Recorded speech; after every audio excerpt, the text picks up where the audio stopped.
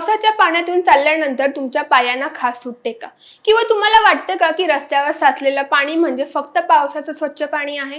तर हा व्हिडिओ शेवटपर्यंत नक्की पहा, कारण हेच पाणी तुमच्या शरीरात गंभीर आजारांना निमंत्रण देऊ शकतं. नमस्कार, मी संध्या आणि आपण पाहत आहात मुंबई आउटलुक. पावसाळा सुरू झाला की अनेक ठिकाणी रस्त्यावर पाणी साचलेलं दिसतं.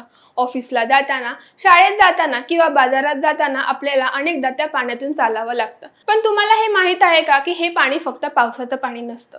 रस्त्यावर साचलेल्या या पाण्यात सांडपाणी, कचरा, धूळ, रसायने तसेच उंदीर आणि इतर जनावरांचे मलमूत्र मिसळलेले असते. त्यामुळे हे पाणी आपल्या आरोग्यासाठी अत्यंत धोकादायक ठरू शकतं. जर तुमच्या पायाला अगदी छोटासा ओरखडा किंवा जखम असेल तर या दूषित पाण्यामुळे जंतू थेट शरीरात प्रवेश करू शकतात.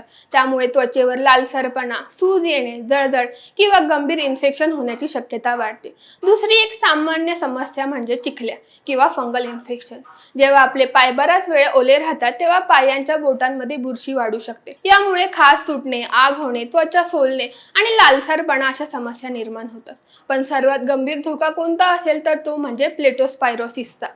हा एक गंभीर जीवाणूजन्य आजार आहे जो उंदीर आणि इतर प्राण्यांच्या मलमूत्रामुळे दूषित झालेल्या पाण्यामुळे पसरतो.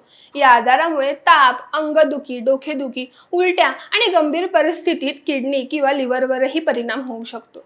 मग या पावसाळ्यात काळजी घेण्यासाठी सर्वात महत्त्वाचं म्हणजे शक्यतो रस्त्यावर साचलेल्या पाण्यातून चालणं टाळा.